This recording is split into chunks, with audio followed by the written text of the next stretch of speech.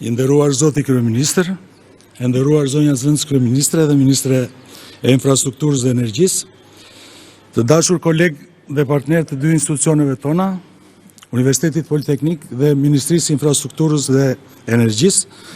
të dashur studentë. Jam shumë i nderuar dhe është një kënaqësi e veçantë për mua të jemi këtu sot së bashku në një ambient të privilegjuar partneriteti, në mes të bashkëpunëtorëve, kolegëve dhe miqve të mirë të Universitetit Politeknik, për t'i dhënë jetë në shkrimit të një memorandumi të ri mirëkuptimi me Ministrinë e Infrastrukturës dhe Energjisë, në kuadër të bashkëpunimit në Paktin për Universitetin, si dhe duke marrë parasysh angazhimin e përbashkët për nxitjen e barazisë gjinore dhe promovimin e pjesëmarrjes grave dhe vajzave në sektor tradicional të dominuar nga meshkujt, si ndërtimi dhe transporti.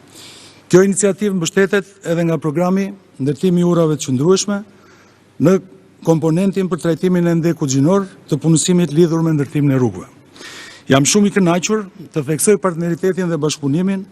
për një kohë të gjatë dhe të vazhdueshme, por njëkohësisht edhe të frytshëm dhe të konsoliduar midis Universitetit Politeknik dhe Ministrisë Infrastrukturës dhe Energjisë në aspekte të rëndësishme të aktivitetit tonë të përbashkët në fushat e inxhinierisë dhe të edukimit. Me këtë rast më lejoni të shpreh konsideratat më të larta për zonjën Zëvendës Kryeministre dhe Ministren e Infrastrukturës dhe Energjisë, zonjën Belinda Balluku, për vizionin, bashkëpunimin, mbështetjen e vazhdueshme gjatë gjithë kësaj periudhe partneriteti, gjë që konfirmon një histori të rëndësishme suksesi. Sikurse e përmenda edhe pak më përpara, qëllimi i këtij memorandumi është përcaktoj fushën e bashkëpunimit ndërmjet Ministrisë Infrastrukturës dhe Energjisë dhe Universitetit Politeknik për krijimin dhe zbatimin e një programi të praktikave të punës 6 mujore me pagesë për studentë në vitin e fundit të studimeve ose të diplomuar në fushat të lidhura me transportin dhe ndërtimin. Do doja të theksoja se ky memorandum mirëkuptimi vjen në kohën e dur për Universitetin Politeknik, kur zhvillimi i mëtejshëm i kurrikulave dhe programeve mësimore në kuadrin e ndërkombëtarizimit përmes diplomave të përbashkëta dhe dy fishta europiane, por edhe kampusit francez të Universitetit Teknologjisë Kompjenjës në Universitetin Politeknik, bëjnë emergjent dhe shumë të rëndësishëm organizimin e komponentit të internshipeve dhe praktikave të punës në përputhje të plot me standardet evropiane që diktohen nga këto diploma evropiane. Nga ana e vet, Universiteti Politeknik është angazhuar maksimalisht për përmbushjen konform të standardeve europiane të këtij komponenti, të detyrueshëm nga diplomat e përbashkëta evropiane, përmes bashkëpunimit dhe partneritetit me institucione dhe organizma e ndërmarrje vendase dhe europiane, pavarësisht vështirësive me karakter ligjor për një internship ose praktik me pagesë, sikurse e kanë detyrim shkollat evropiane. Kjo është arsyeja që e vlerësoj pamas iniciativë të Zëvendës Kryeministres për nënshkrimin e këtij memorandumi mirëkuptimi, mbështetje e cila ka qenë e vazhdueshme dhe mjaft domethënëse për Universitetin Politeknik, sikurse do të vlerësoja maksimalisht nëse do të kishim një mbështetje në lidhje me plotësimin e kuadrit ligjor, realizimin e internshipeve dhe praktikave të punës detyrueshme me pagesë 6 mujore në përputhje me standardet e shkollave evropiane. Edhe një herë uroj shumë sukses në vendin jetë këtij memorandumi dhe pres me shumë interes idet, bashkëpunime dhe sinergjitë që do të lindin nga zbatimi i tij i këtij memorandumi, por edhe të bashkëpunimeve të tjera në vazhdim në fusha me interes të përbashkët. Faleminderit.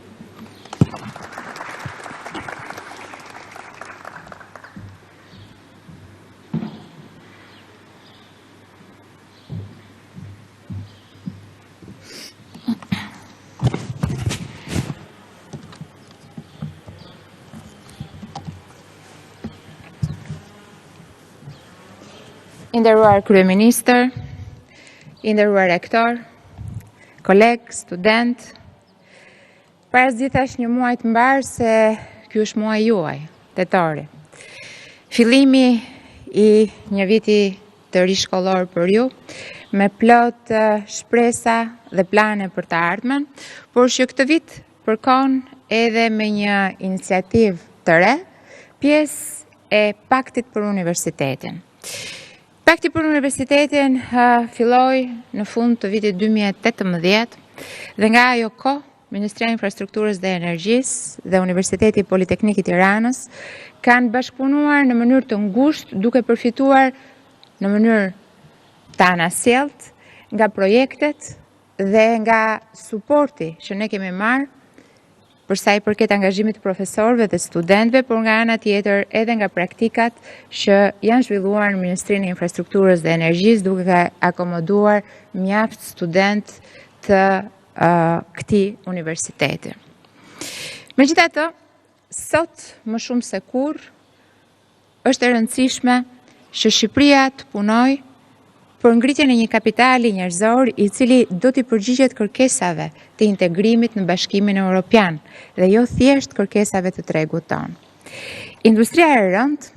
ajo që përfshin transportin, që përfshin minierat, ajo që mbulon shumë sektor jetik të vendit, sot më shumë se kurrë ka një kërkesë të jashtëzakonshme për burime njerëzore, të cilat duhet jenë jo thjesht të afta dhe të gatshme për të përballuar gjitha sfidat, por duhet të jenë të trajnuara dhe të kenë kaluar të gjitha fazat e edukimit sipas kritereve që Bashkimi Evropian sot ka vendosur. Pa njerëz të formuar, pa të rinj të arsimuar dhe të trajnuar, çdo reformë, çdo investim, çdo vizion mbetet i mangët. Prandaj sot, më shumë se kurrë, duhet të investojmë tek të rinjt. Tek ata që do të jenë nesër inxhinierët, mjekët, që do të jenë ekonomistët dhe juristët, që do të jenë specialistët e transportit dhe të aviacionit. Ata që do të dheshin Shqipërinë drejt një zhvillimi të vrullshëm dhe mbi të gjitha të qëndrueshëm. Për këtë arsye, qeveria Rama ka hartuar një program qeverisës që vendos njeriu në qendër, duke ofruar paga dinjetoze, kushte pune konkurruese, mundësi reale për zhvillimin profesional. Brenda këtij mandati, paga mesatare kombëtare do të arrijë 1.000 euro, por, siç tham, nuk mjafton vetëm paga. Me thelbësor, patjetër, është krijimi i mundësive të arsimit dhe trajnimit profesional. Shkollat do të transformohen në qendra multifunksionale, me konvikte dhe kurse, duke i pajisur të rinjt tanë me certifikime ndërkombëtare që do të njihen kudo dhe veçanërisht në Europë. Ky është një investim i drejt për drejt në kapitalin njerëzor. Formimi i brezit të ri është prioritet i posaçëm dhe i Ministrisë Infrastrukturës dhe të Energjisë, e cila ashtu siç thash, mbulon sektori jetik të vendit dhe të ekonomisë. Ne synojmë të rekrutojmë profesionistë të ri jo vetëm për t'i trajnuar, por për t'i përgatitur dhe ofruar punësi me afatgjatë në projekte konkrete të infrastrukturës që tashmë janë të shumta, duke nisur nga aviacioni,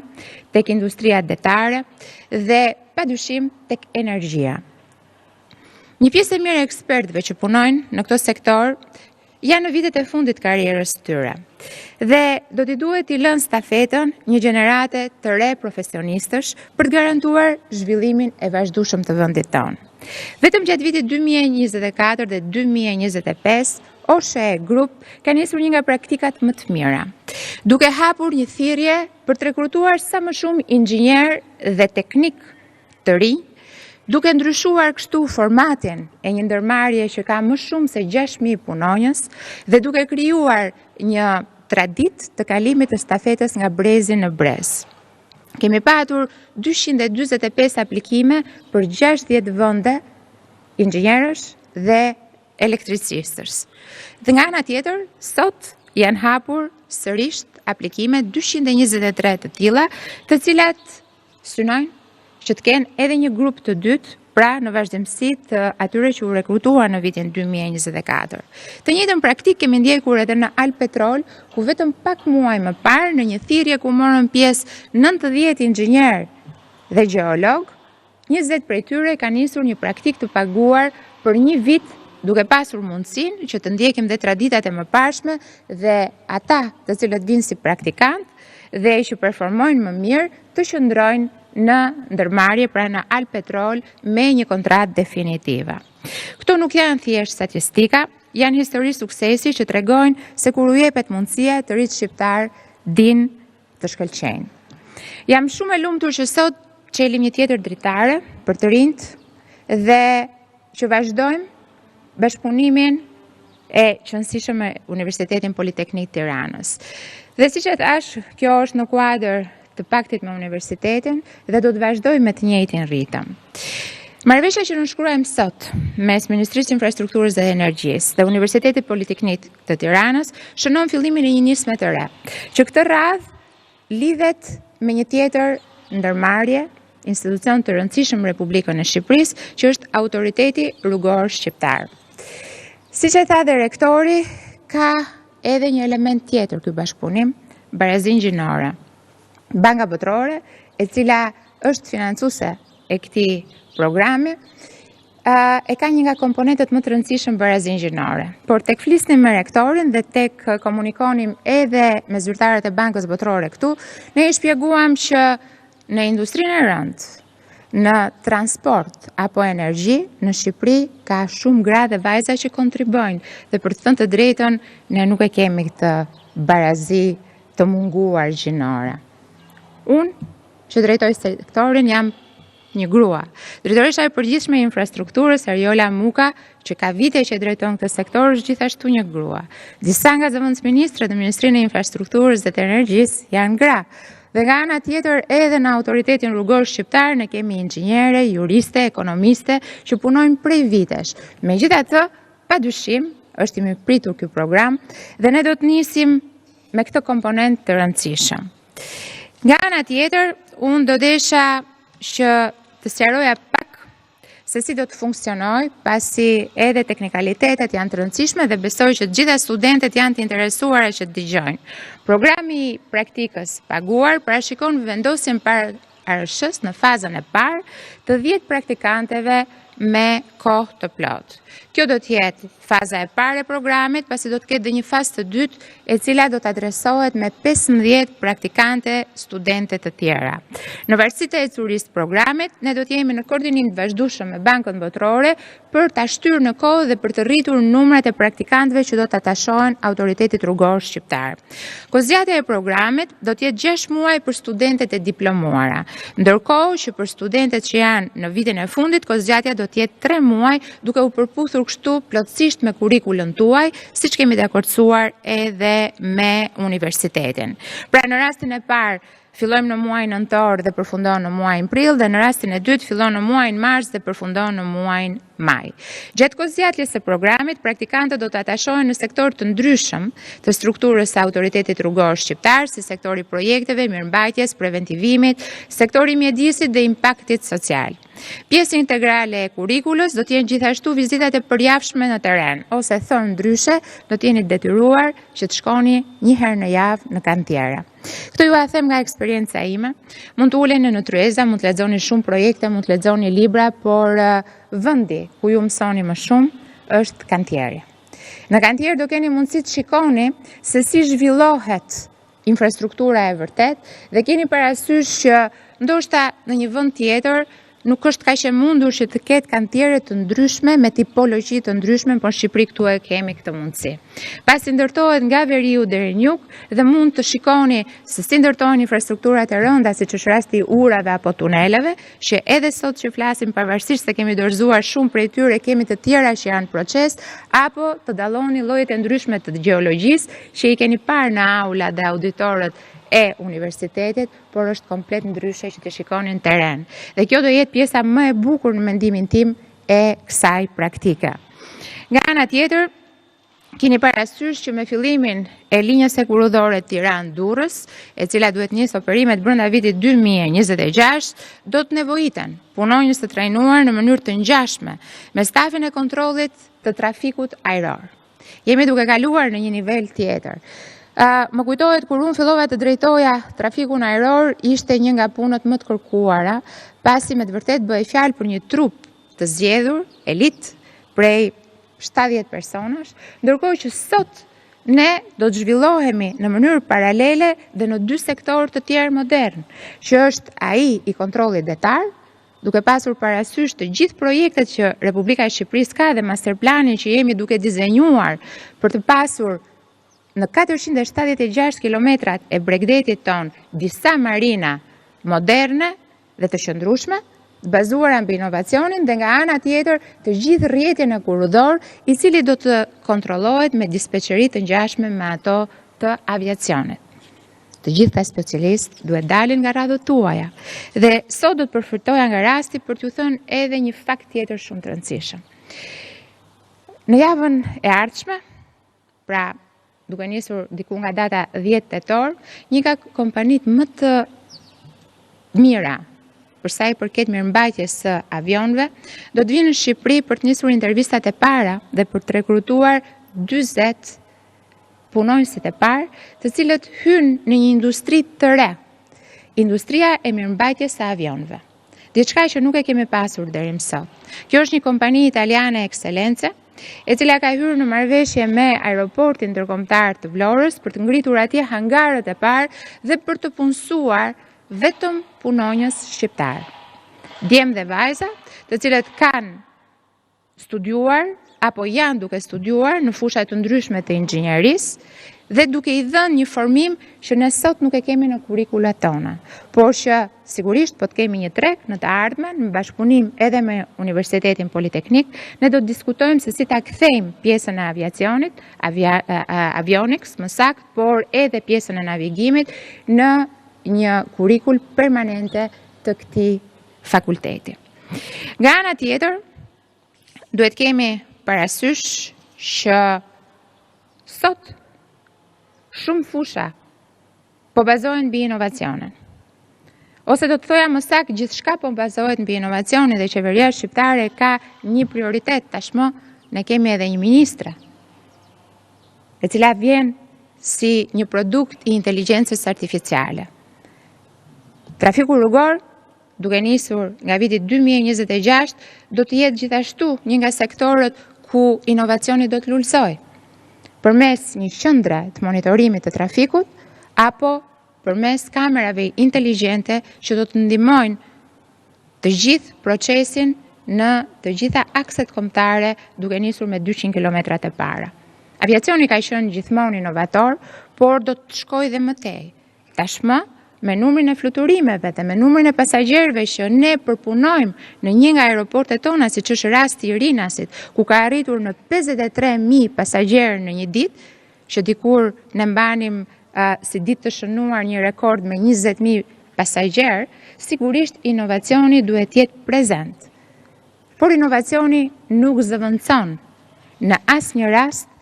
kapitalin njerëzor. Janë dy komponent që ecin në mënyrë paralele dhe që janë po aq të rëndësishëm për zhvillimin ekonomik të vendit dhe ndaj ne jemi këtu sot dhe unë mendoj se ky është një moment i shkëlqyer për një bashkëpunim akoma të më ngushtë mes nesh. Megjithatë, unë dua të përfitoj nga rasti që të bëj një thirrje dhe mos bëjmë diskriminim gjinor. I bëj thirrje të gjithë djemve, të cilët janë në vitin e fundit duke studiuar në këtë universitet. Edhe ata që kanë përfunduar studimet, që ta aplikojnë në të gjitha ato pozicione pune që janë të shpallura pranë autoritetit rrugor shqiptar, pranë Alpetrolit, pranë OSHE-s, OST-s dhe të gjitha ndërmarrjeve të tjera që operojnë në ombrellën e Ministrisë Infrastrukturës dhe të Energjisë. Ne e kemi synim që të përthisim sa më shumë djem dhe vajza të reja në këto sektor kaq të rëndësishëm, ndaj ky memorandum sot, kjo iniciativë sot nuk duhet pengojë asnjërin nga ju që të na bashkoheni. Rritja dhe forcimi i kapitalit njerëzor nuk është vetëm një objektiv i programit ton qeverisës, por një domosdoshmëri kombëtare. Ardhmja e Shqipërisë është padyshim në duart e brezit të ri dhe ne jemi këtu për t'i dhënë atij brezi mjetet, mundësinë dhe besimin që i nevojitet për të ndërtuar një Shqipëri më të fortë, më moderne në rrugën europiane. Shumë faleminderit për vëmendjen dhe suksese të gjithëve. Ftoj kryeministrin e Shqipërisë Edi Ramën.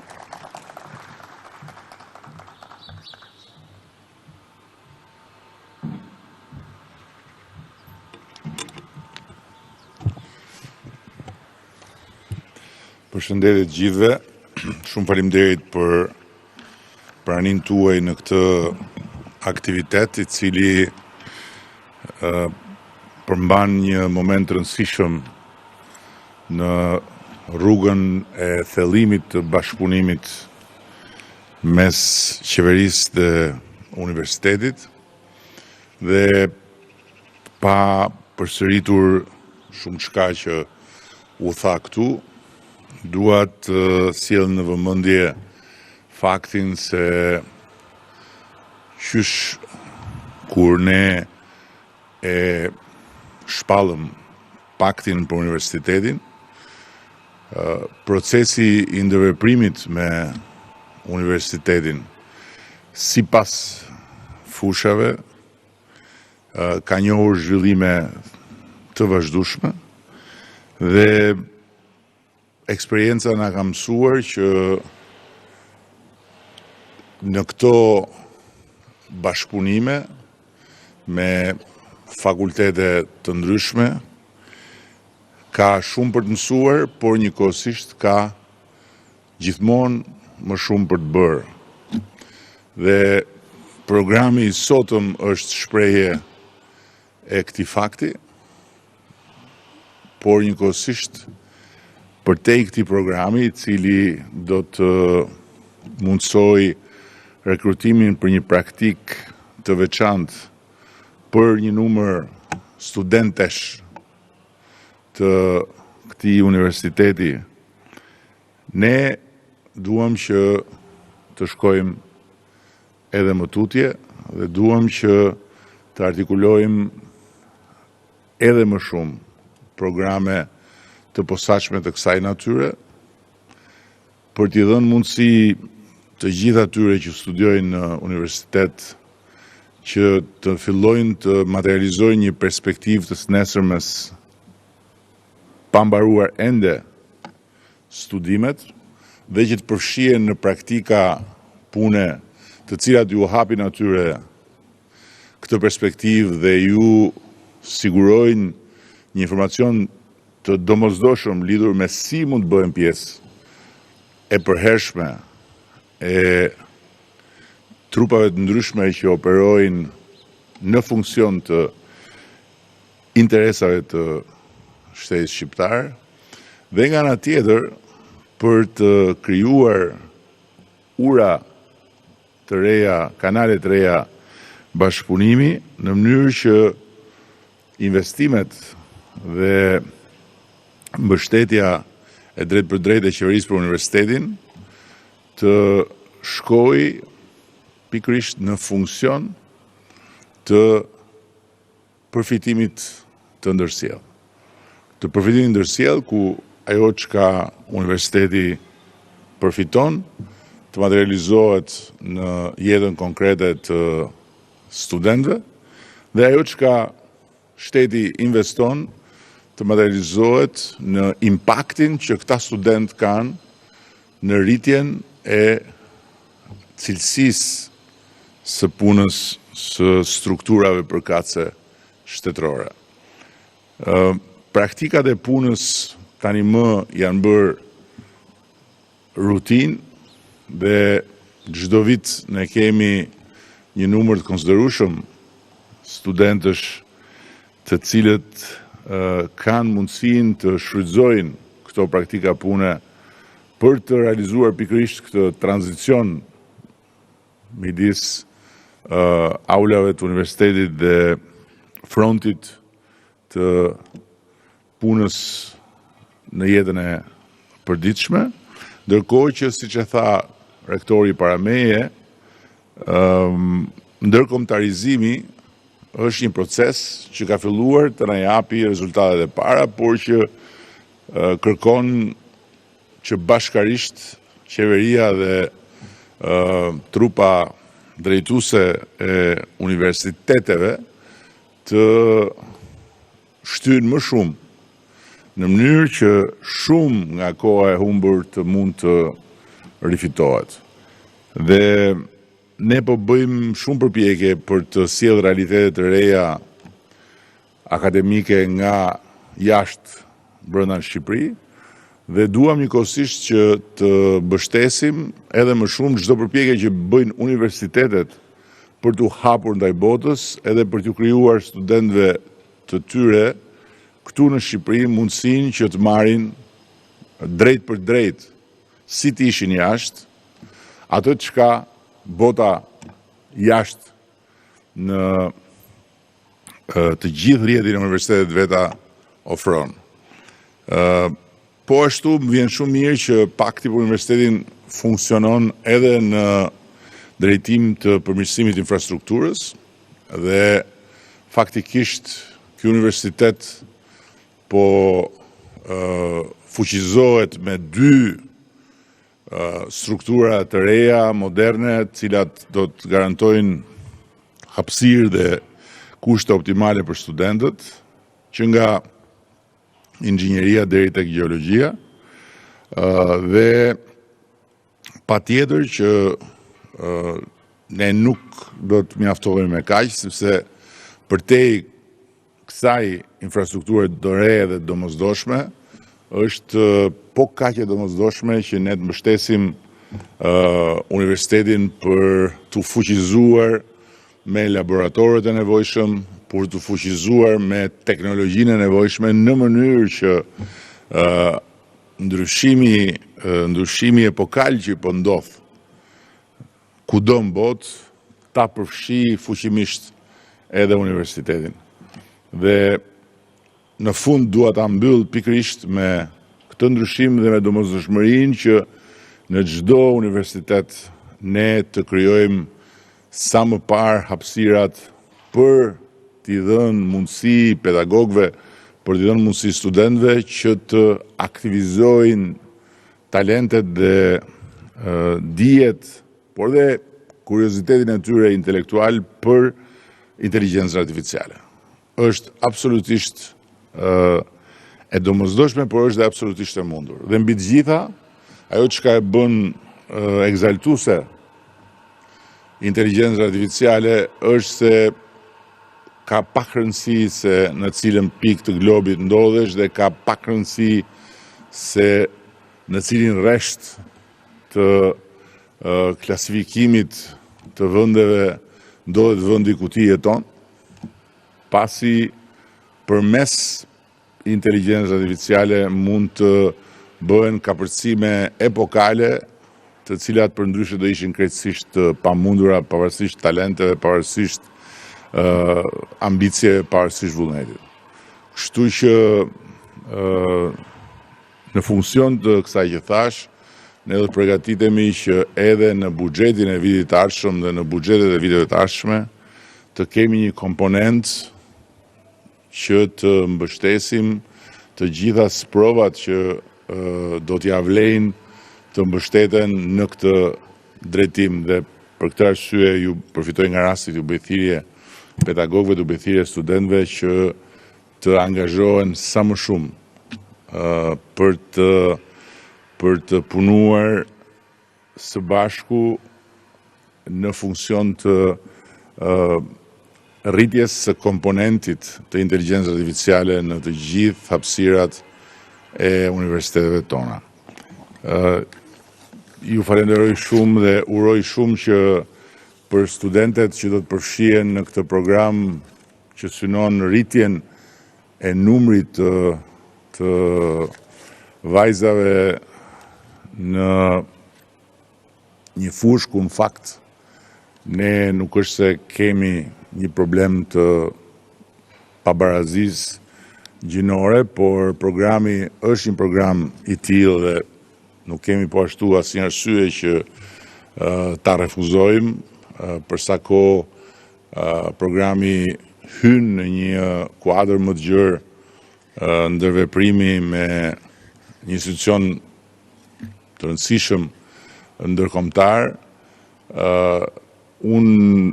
përsëris atë që tha edhe ministria, thirrjen që djemtë mos dekurajohen nga mbështetja për vajzat,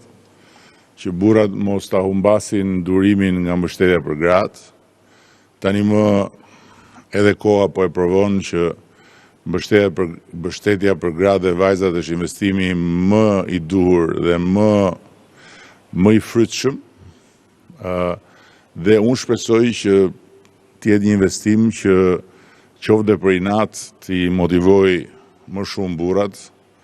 sepse përgjithsisht janë më të rehatuar nga një pamja e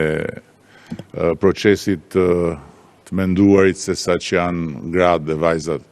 Kështu që ne na duhen sa më shumë njerëz të motivuar dhe të parehatuar me veten, por në kërkim të vazhdueshëm të sprovave dhe në sfidë të vazhdueshëm me veten. Dhe në këtë aspekt, si përfaqësues i gjinisë më të dobët, më vjen keq, por duhet edhe bashkëvuajtësit burra dhe djem ta pranojnë që gratë janë më përpara se ne. Nuk kemi çfarë bëjmë tjetër përveç se me shumë dinjitet të dorëzohemi përpara këtij fakti, edhe të përpiqemi të rekuperojmë sa të mundemi, të bindur që nuk do t'i kalojmë dot asnjëherë, po të paktën të arrijmë të jemi në lartësinë e të qenit bashkëudhtar të tyre dhe t'ju rrim në krah me sa më shumë dinjitet. Shumë faleminderit.